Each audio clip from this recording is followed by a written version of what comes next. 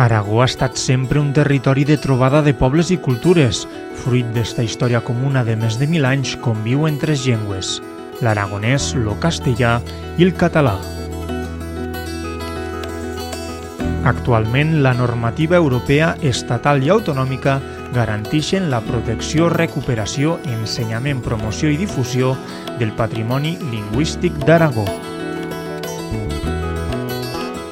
Les nostres lleis preveuen l'establiment de mesures per a la informació, dignificació i difusió sobre les llengües i modalitats lingüístiques pròpies d'Aragó, així com la importància de la iniciativa social, el reconeixement a qualsevol labor que sigui coherent en aquests objectius i que, per tant, suposo un destacat benefici per a l'aragonès o el català d'Aragó forme part de les línies de treball marcades per la llei. Per això, se van establir mitjançant el decret 45/2016 de 19 d'abril del Govern d'Aragó sengles premis a fi de reconèixer la labor d'aquelles persones i entitats que es constitueixen com un model i testimoniatge exemplar per a la societat aragonesa.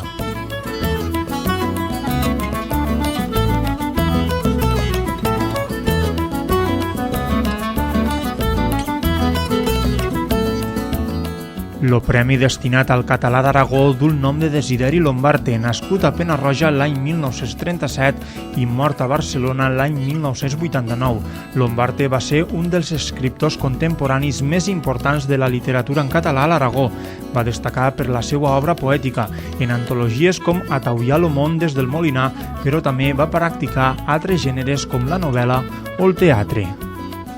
Home polifacètic des del punt de vista intel·lectual, també es va dedicar a la recerca històrica, etnogràfica i lingüística treballant per la dignificació de la seva llengua a l'Aragó. Va ser membre fundador i vicepresident de l'Associació Cultural del Matarranya i un dels organitzadors a Aragó del segon Congrés de la Llengua Catalana celebrat l'any 1986. Així mateix cal citar les seues habilitats com a dibuixant per il·lustrar les seues obres. Va ser, en suma, un home coneixedor i enamorat de la seva terra, a la qual va retratar en els seus costums, les seues festes populars, les seues llegendes, la seva toponímia, la seva arquitectura o la seva gastronomia.